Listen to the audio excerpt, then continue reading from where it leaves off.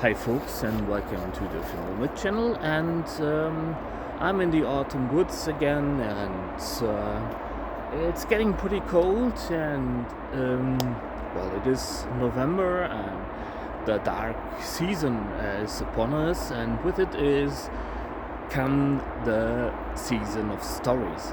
And I thought I'd show you something that I made ages ago. It's one of the first videos on this channel that I made back then, and I thought I'd revisit this because knife it is. And you've seen the short already. If you haven't, then just go to the shorts, and well, this is it. This is a knife that has a story, and it also has a name. The name is inscribed in this on the pommel of the knife, and it is in the old runic language. It is supposed to mean Máandevos Yakaiti, which either means I am called the moon fox, or I call upon the moon fox. It's not that, it's a little bit ambiguous. And the steel has a story because it has that name for a reason, and I want to relate to you that story because it was when it was way back then, and my mother was still alive, and I was caring for her and her man, and because my father died years earlier, and I cared for them and did some chores for them. They could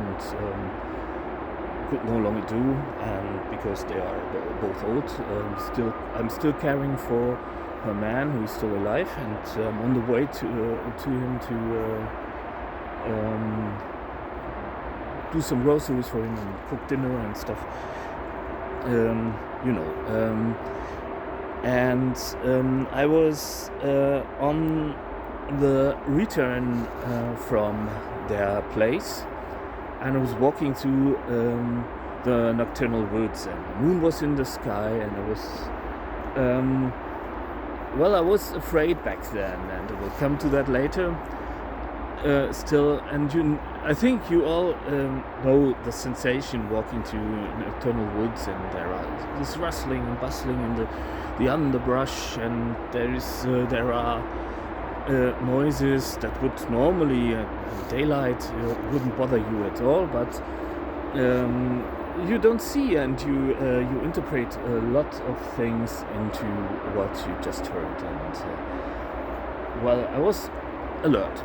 I wasn't actually too afraid. It's not that I was scared. I grew up in the forest, so I was like, well, I was cautious and I was alert. And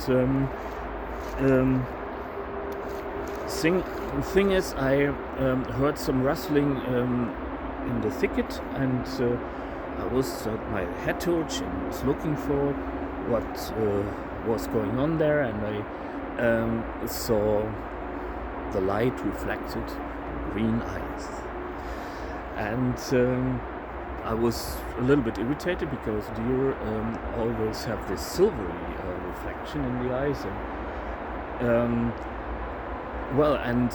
I think most of you might already know what it was, because it was a fox.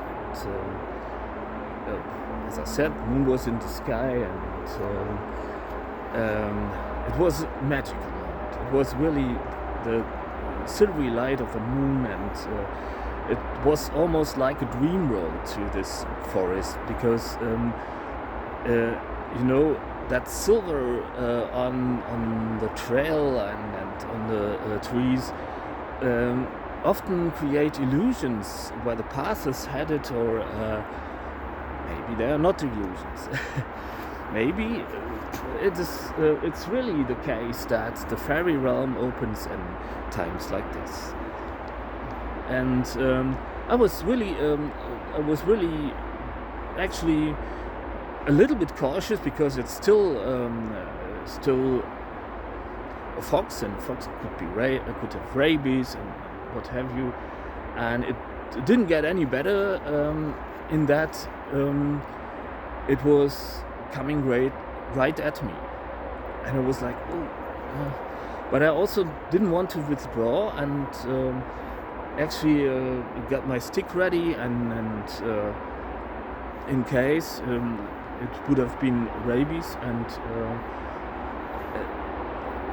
because I don't think I would outrun fox really, and not at that distance anyway, and so I wanted to keep him at bay and wanted to see what he was doing. And, but actually he didn't show any signs of rabies. He just came closer and was cautious, and he was doing this movement with his head. And I was like, and what does he want to say to me? And I actually returned the favor, because maybe that was what he wanted to communicate, and I was also bending my head some. And I know that looks funny, but I did. And then he came closer, and he sniffed at my hand. I had my stick in the other still, because I was still afraid a little bit. And well, he sniffed my hand. Didn't do something like boot my finger or something, as my hedgehog friends uses to do, or recently got booped on the finger by a little mouse, and when I was working at the sustainability center, and it's just magical for me, and they are wild animals, and so that's to me that's magical. But the story doesn't stop there. And, the woods around these parts are actually a special waste dumpster site, and you find a lot of really ugly things, lumps of sulfurous, phosphorus, heavy metals, volcanic glass, but you also find a lot of steel. And the fox went to a place on the trail, and he was doing like these jumps they do when they want to get at mice or something. And at one place on the trail, and he actually started scratching a little bit, and I was like, what's happening here? What the fuck is happening here? And it was like, okay, and then he went away, and I looked where he had dug, and I found a piece of steel. And I didn't know at first what it was. It was too rusty. It was a lump of rust, actually. It turned out that it was a lath chisel, and an old lath chisel. You could see that at the top, and I was like, okay, you need to keep that. And well, and I thought the fox went away. I was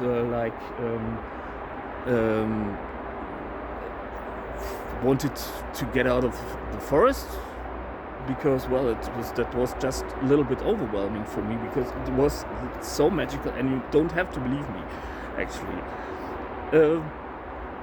If someone would tell me something like this, I certainly would not believe it. And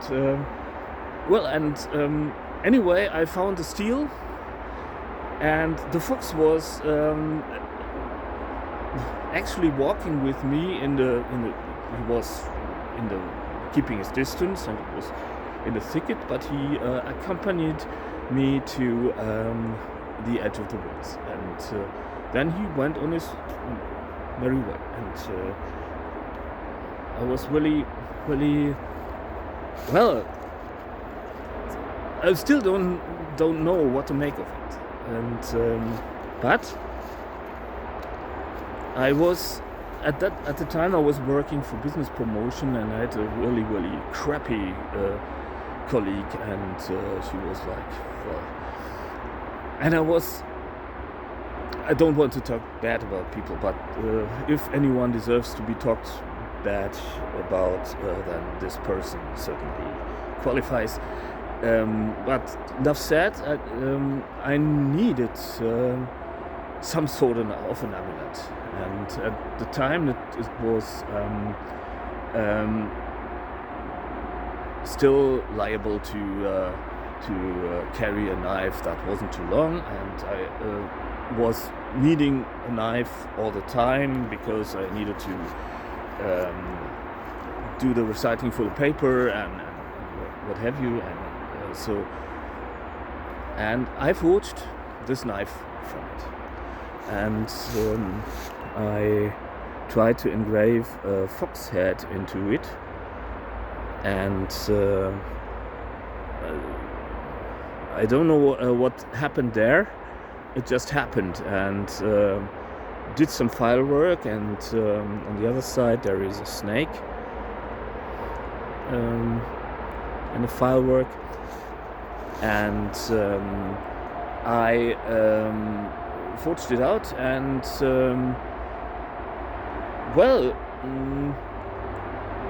really conservatively tempered it. Nowadays I would maybe be a little bit less conservative, and this steel seems to be something like 1.2379 or something, because it is a little bit resistant to rust, doesn't stain easily, and convex bevel to 0, as you know from me, and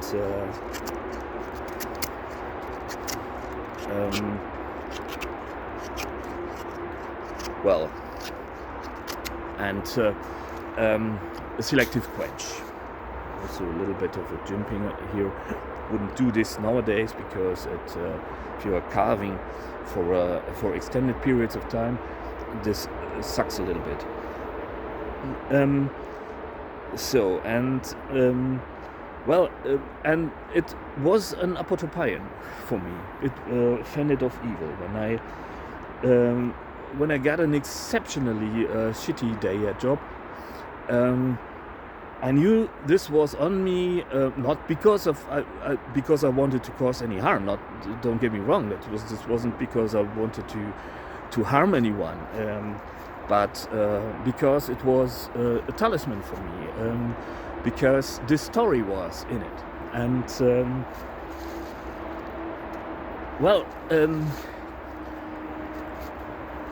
and I used it for snacking, for preparing my meals, and for cutting down the boxes, paper boxes, and what have you, and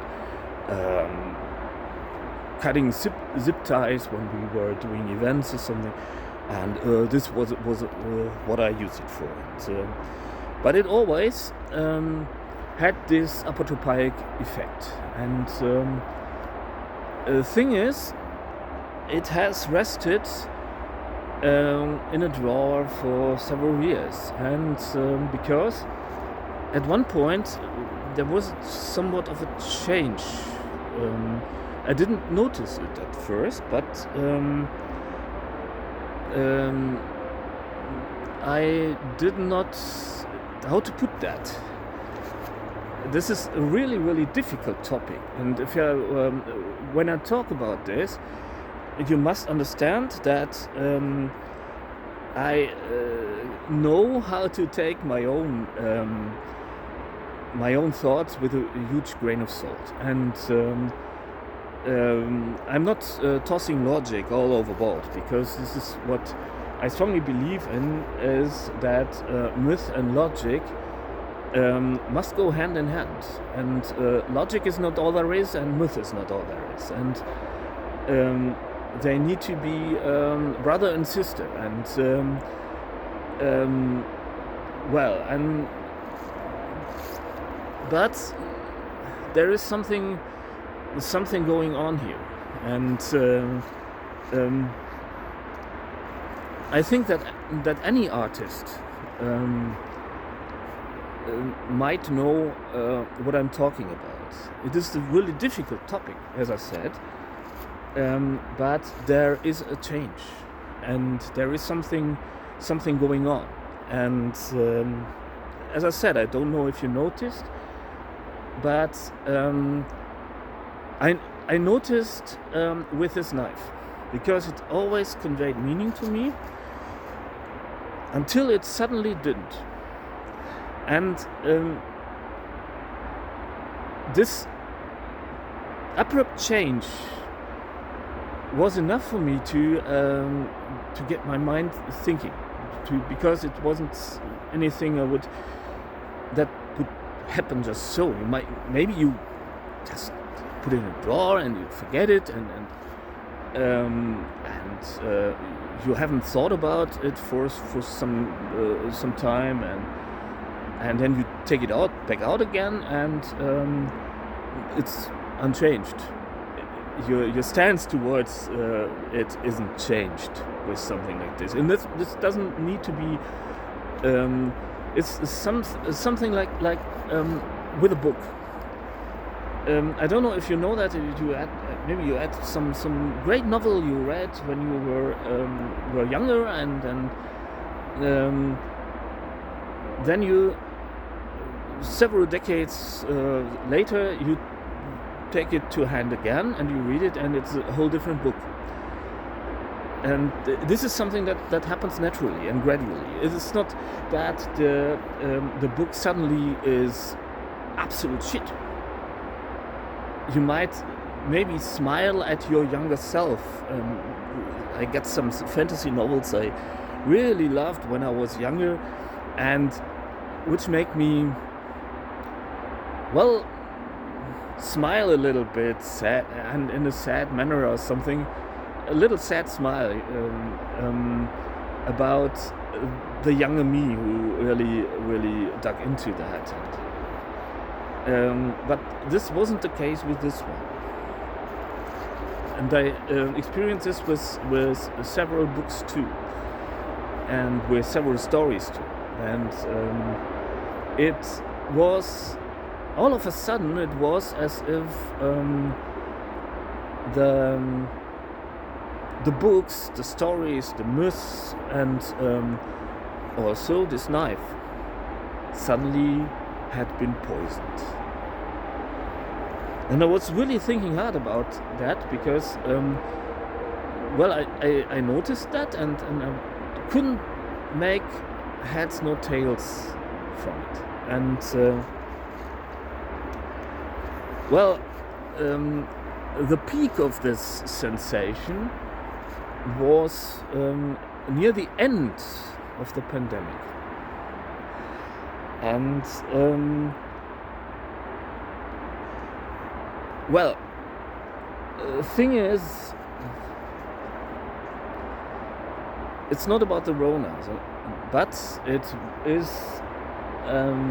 It was maybe because I really got into Facebook and Instagram and what have you during the pandemic, for obvious reasons, for the same reasons that a lot of you guys get really active on the website. I was, but even this is not an explanation why suddenly everything seemed to be poisoned. Everything story, everything myth, everything novel or artish or something. It suddenly everything, even music, didn't sound the same anymore. And the same music you loved before, and well, and I have thought long and hard about this. And don't get me wrong, I do not do not claim that this is sort of a conspiracy going on. Maybe it is, and but what it is, in my opinion, and I will explain later on, we are at war, and this is a war on the dream road, if I may be so bold and talk in mythological terms. Or metaphors, not mythological terms. It's not terminology. This is just poetry. It's a symbol. And concept of the road of dreams was first introduced, or not first introduced, but made prominent by J.R.R. Tolkien, and he has a lovely story about Marwanda Talyava, the little hut of forgotten play, of lost play, and really awesome story, and it's a love story actually, and really poetic, and I really love that. And later on in the Silmarillion, he coined the term for a path where you could still reach Valinor. And the sun is sinking at the moment, and I don't know if you know that sensation if you're looking on the clouds and you see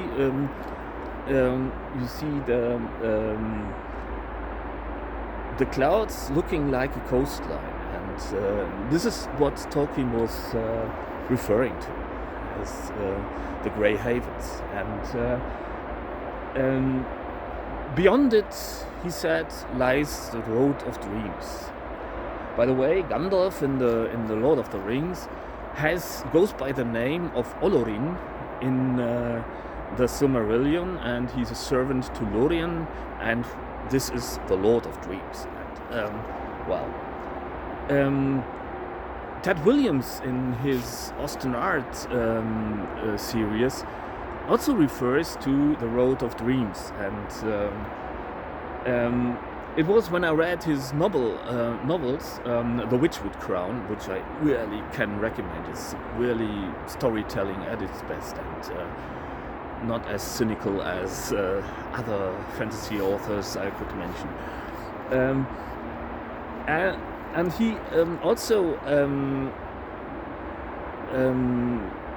mentions a sort of a road of dreams, and he made me think, because he was claiming that there is a war going on the road of dreams within the confines of the novel, of course, and one must be really careful. Tolkien stated that he didn't want to want his work to be seen as allegorical. He did that. He stated that countless times, amongst other occasions, in an interview with Humphrey Carpenter for his biography, and but as applicable. And and I was thinking about long and hard about this weird sensation I had, because a lot of people think, and I've been told countless times during my life, that I was a dreamer, and this was they obviously are right, and I always took this as a compliment, but they didn't mean it as a compliment, but as a derogative term. And I've always written novel fantasy and stuff, and some of which I'm not really proud of, but the process had made me what I am, and I was thinking about what's going on. I think actually it's a pretty commonplace that there's a war against the world of dreams, against the world of dreams, and but there's also in my opinion, a war going on the road of dreams, because I also noticed that I couldn't write anymore, couldn't make music anymore. Well, that was just me, and it's a really special situation I am in at the moment, and I were in at that time. And I was thinking about whether this would have something to do with that weird sensation that suddenly the knife and the story almost completely lost their mythological value to me. And all of a sudden, it was not a process. It was one day it was just great, and this is something I think we need to be aware of. If I'm talking to you, that's a virtual person. It's not that I'm sitting in your living room and we having a cup or a beer or something, and I'm telling you something, and we are discussing matters, and it could be almost as good as that if we keep it real. And I try to keep it as real as possible. And the thing is, virtual reality or augmented reality means this is a reality that is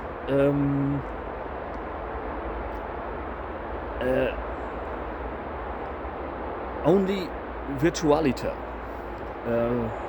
Virtutis is virtue is something like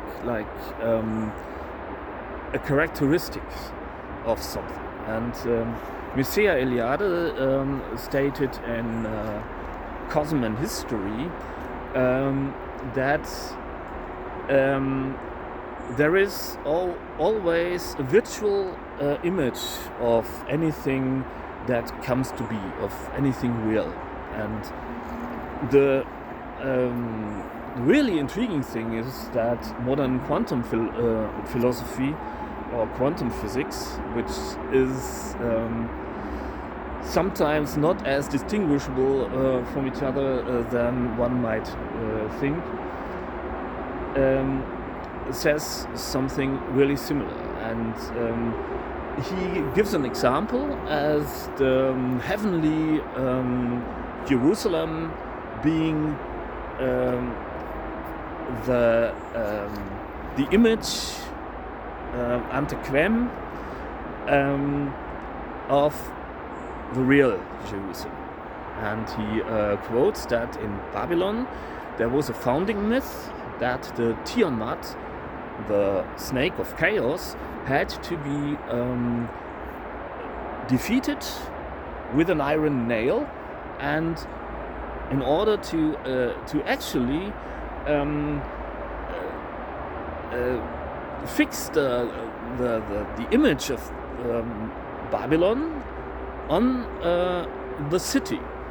So you needed to found the city by putting on the scheme, the plan of the city upon it, and you used a huge nail, and it has been found. It's an archaeological found. It's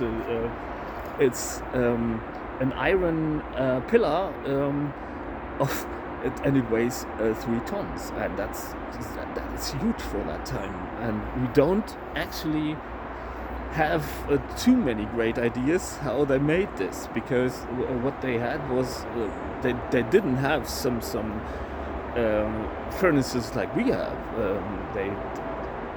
Maybe that they were doing this in a crucible, that might be, but it is not. And I'm not up to date with current scientific research about that. And you know that if you want to do some art, you want to do carving, or you want to make a knife or something, you might make a drawing first, and draw it on paper and move it around in your mind, and maybe you use a computer to do this, and well, if I'm talking to you out of this box here, I am there by virtue. It's not that I'm bodily talking to you. It's actually, this is magic. Actually, this is something that has a mythical dimension, and we forget that. We forget that we are juggling with mythological images, and well, it is safe to say that there are people pretty much interested in that we forget that, because we are told that there is no such thing as myths or stories or something. Maybe as a story to make believe, or a novel you can buy and sell. If I were to write a fantasy novel, which I'm doing, I can only get legitimation for my art by selling it. It's no good just printing it on paper and handing it out to someone, because then I were not entitled to live. And if you are, Noam Chomsky said that when you are working in a job, you are essentially a slave. There is no such thing as freedom in this context, because your employer can tell you what to wear, when you have to go to the bathroom, when you what to eat, when to eat, and how long you have to work, and when to arrive and when to leave, and what to wear, what clothes you have to wear, up until your underwear. I know, because there's a public bank in Germany named the Sparkasse, who orders their employees what color of underwear and what type of underwear they have to wear at work. And this is absolutely totalitarian, because if you don't earn money, you can live. That's a pretty harsh reality I am faced with myself today. And this is how our system works. Everything works that way. And I do think that the people that earn a lot of money with it, it's not a big conspiracy, because everyone can see this. This is a commonplace. Stories are no longer made for a campfire or for getting cozy or something. Stories are made to be bought and sold. People are made to be bought and sold. If I were to monetize this channel, I would be pretty much pressed to create content that would be in line with the regulations. Obviously, I stick to this because out of my intrinsic motivation, you won't hear me radicalize on the internet, because I don't believe in that. I also don't believe in revolution, because I'm a historian, and every revolution in the history of mankind always ate their children. But what I want to say is that the road of dreams, if you so will, has been corrupted. And it has been corrupted by fear. At every entrance, at every fork, at every road crossing on the road of dreams, there's fear, and behind this fear is a God, and it is a God. that we worship. And it has been called several names. And if you are a Christian, you might know him by the name of Mammon Baal. This is a name that goes back to Babylonic tablet inscriptions, and Baal was a Babylonic god and associated with Mammon, and it was a god, it was a deity of the underworld, and this made me think because it was linked to money, and I was looking at comparative studies of underworld deities, and most of, if not all, deities of death and the underworld are associated with money. And we wonder why our world is turning into a living hell. And the sudden loss of all meaning of this apotopaion coincided with me interacting more and more on Facebook and later on even Instagram. And actually, when we are talking about the Road of Dreams, that is obviously a poetic term for something that is a psychological reality, namely the subconscious. And we are influenced towards a really cynical and nihilistic mindset on social media. I take it, it's my reflection, that the sudden loss of all meaning and all fancies and dreams and fairy tales and stories, genuine fairy tales and genuine stories, is linked to an attack on the subconscious. And this is a commonplace too. I've worked in marketing, and I was using the same methods. I was doing the same to people, only for a city marketing. I was promoting a city in order to, in my favor, you could say that I wanted to promote the life quality of people in there, and I really meant it. But I also used language and actually stories in order to manipulate people. And this is, as I said, this is a commonplace. But there are several ways to do this. Not every time this is, if someone wants to sell you, say, soap, and he says, well, this is awesome, this soap is so fragrant, and what have you, and this is so great, and buy this soap because this is better than every other soap, and the soap is really good, and is maybe biodegradable and what have you, and the product follows through. Then all good.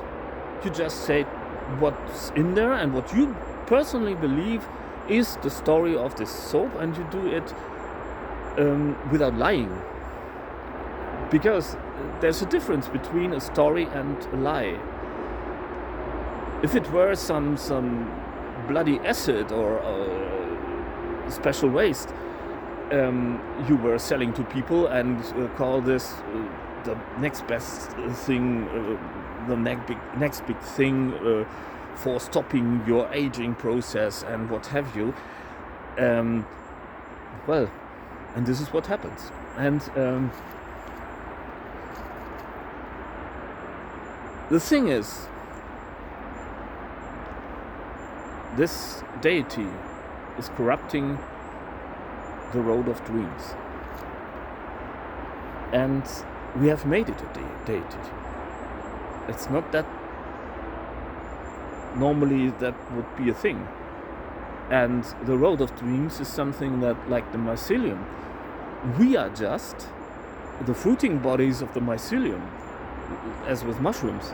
We are mushrooms, or the fruiting bodies of mushrooms, as compared to the mycelium, to the creative force of the universe. And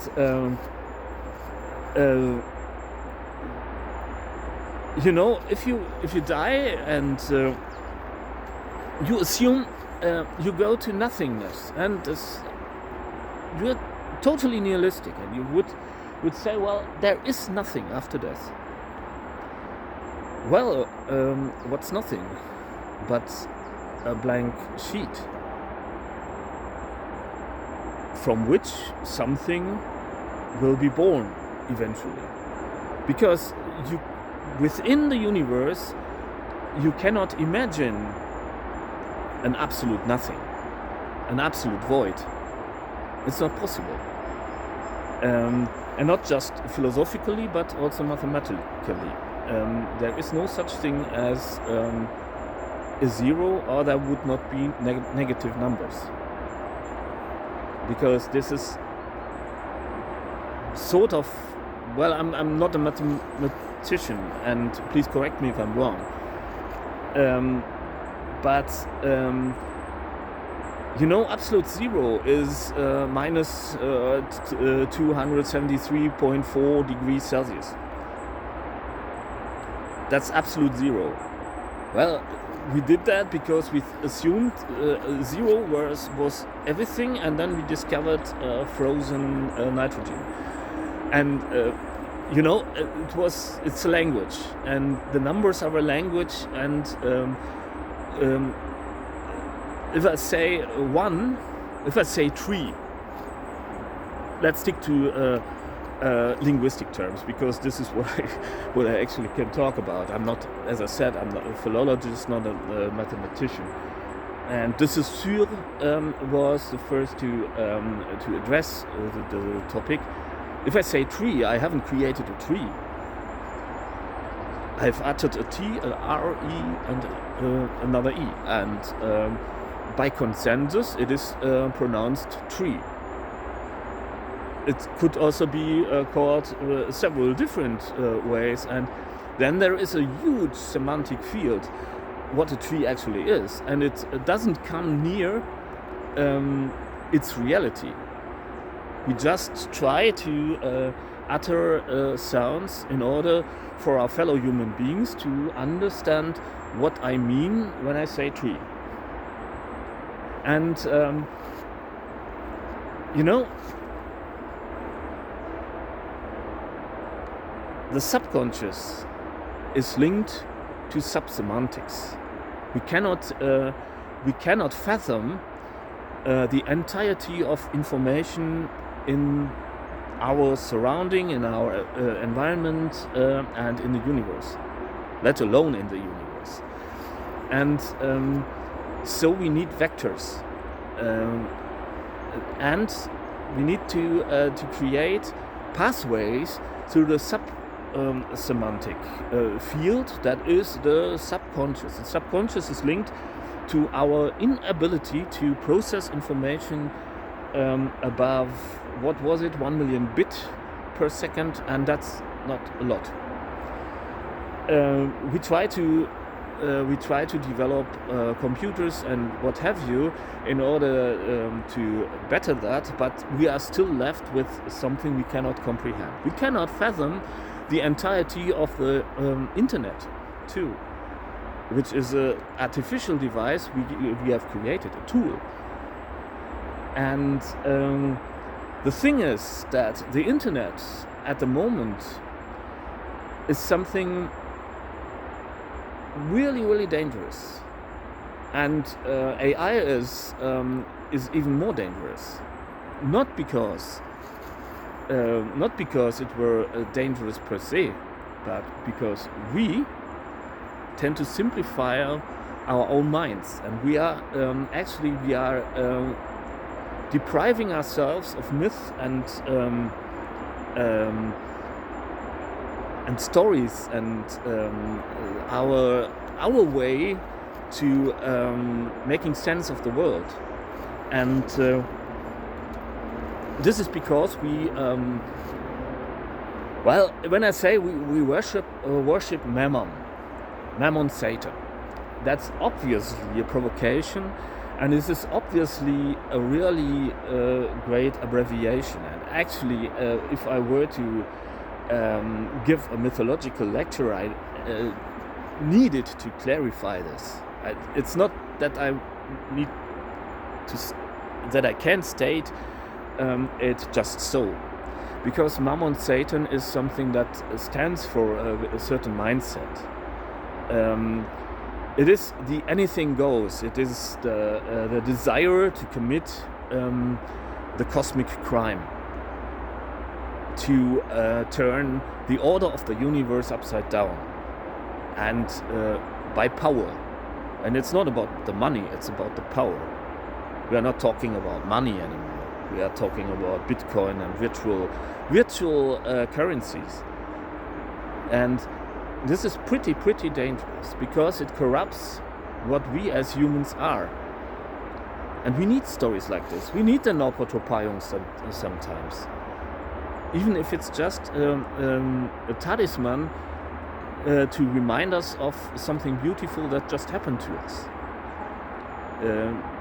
And if we continue in this path, we will lose all art, all science, all poetry, all mythological, everything that makes us human.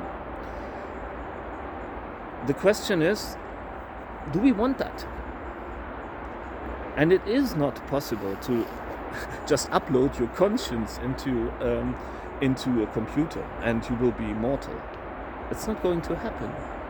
You won't be immortal, and that's a great thing. There will be nothing after death. And this nothing, this void, is the source of all creativity. It's the cosmic creativity, and it's the source of all creation. So you won't be nothing at all, but also just nothing at all, but also everything at all. And I think that the road of dreams is something we must fight for tooth and nails. And this war is something we need to recognize. We need to acknowledge that it's there, and that it is happening, and that people are deliberate. That there are people who deliberately try to corrupt the subconscious in exchange for money and power. And this is what I mean when I say, Mammon Satan is lurking at every crossroads, and his fear is lurking there. If you are a poet and you know the sensation, you must write poetry. It's not that or if you're a musician, you need to play music. If you're an artist, you need to paint, you need to draw, you need to carve. It's nothing that you deliberately can exclude from your life. It's your very own lifeblood that is at risk. Your essence, not just of your body. Well, you could be completely disabled and completely immobile, and you would still be an artist. But there are forces on the road of dreams, as I said, and please keep in mind, this is a metaphor, this is a symbol. And if this road is corrupted, well, we are in for a big problem. And this is one of the reasons why I took out this knife, because you must not believe me, and I will never be offended if you say, well, that didn't happen. It didn't happen that way. Maybe it didn't happen that way. I just, this subjective experience of something that happened to me. But I treasure it. I treasure it as a story. It doesn't need to be true or something, because it's not a lie, it's a story. And this knife is testament to the fact that virtual reality, the story, can become reality. If I were to say, well,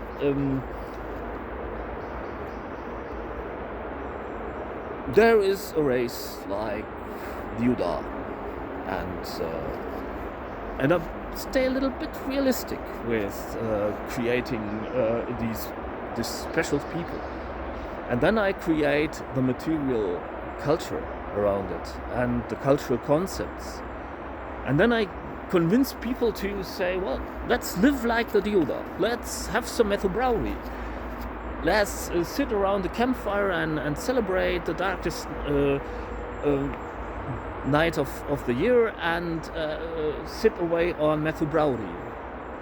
And I developed the recipe too, and then we feast with our Judah spoons and forks, and we dress up funny in cultural clothing I invented for the Judah, and I were to sell them and would create the material culture. Peter Florianic is awesome in that, because he creates the material culture of the Lord of the Rings. And if in the Lord of the Rings there is maybe someone is at Bray and goes to the prancing pony or something, and Peter has created all the cutlery and works together with other artists in order to create the cutlery and the caps, and he brews his own ale and things along these lines.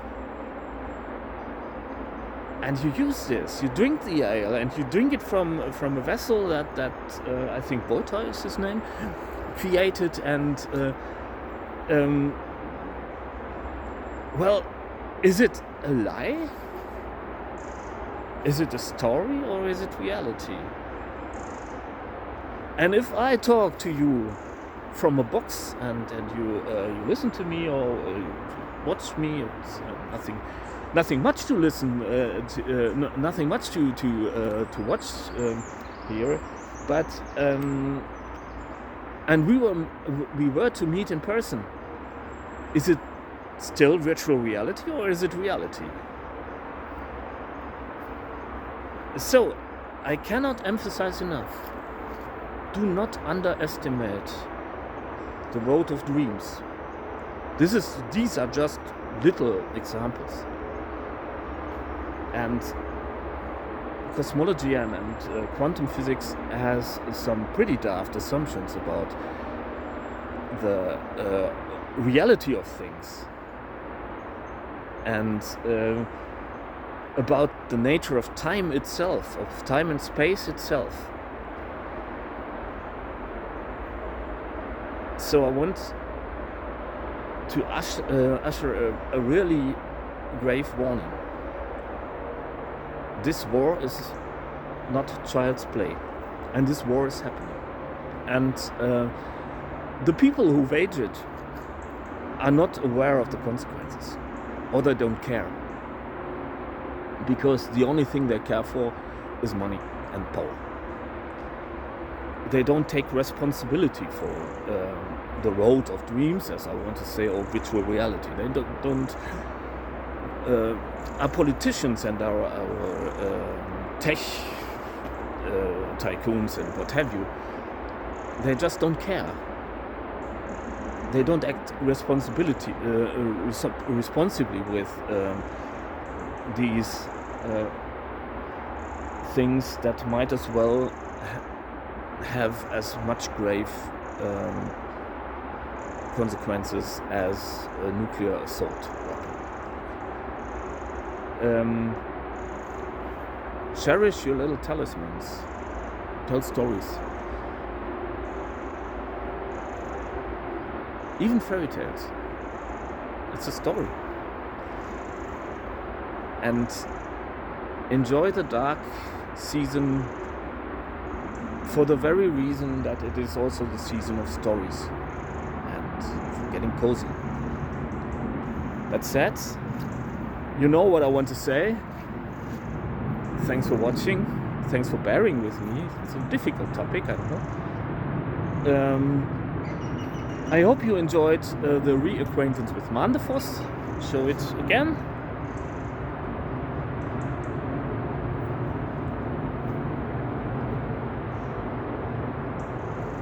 And well, stay sane and healthy and enjoy the forest. It's getting dark, and I will watch the Grey Havens for a little bit and be on my merry way. So, thanks for watching, thanks for being here, and I really hope you take care and that we will see ourselves soon. Bye.